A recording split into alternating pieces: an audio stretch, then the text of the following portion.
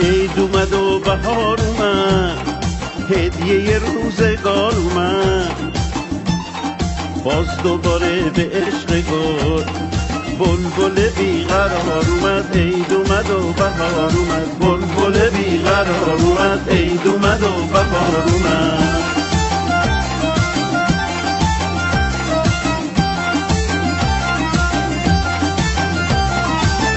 روز نوروز مبارک باشه بر کل جهان، که در این روز طبیعت میشه سرسبز و جوان. روز نوروز مبارک باشه بر کل جهان، که در این روز طبیعت میشه سرسبز و جوان. این پیام از حال گل، از خواندن بلبل شنو، روز نو، افکار نو، فردای نو، دنیای نو. این پیام از حال گل، از خواندن بلبل شنو، روز نو، افکار نو، فردای نو، دنیای نو.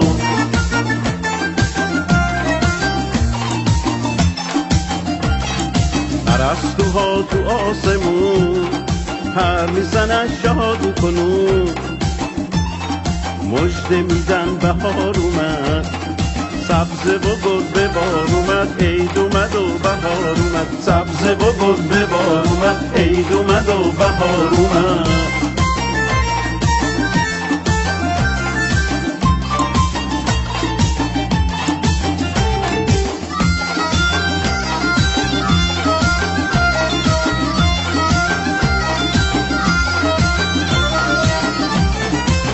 چشم خود باز کنه یار عزیز، خاطرات بد تلخ و کهنه رو دور بری.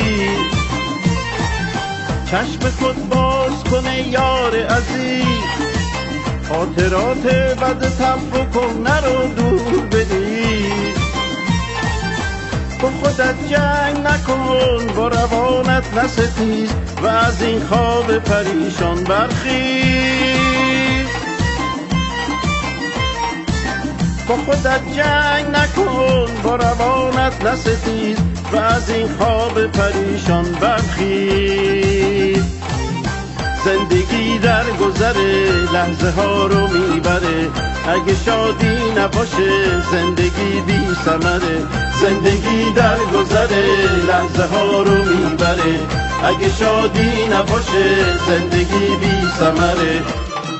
شاخه گل زد جوونه، پرنده آواز میخونه، میگه که نوبهار اومد، سبزه و گل به بار اومد. عید اومد و بهار اومد،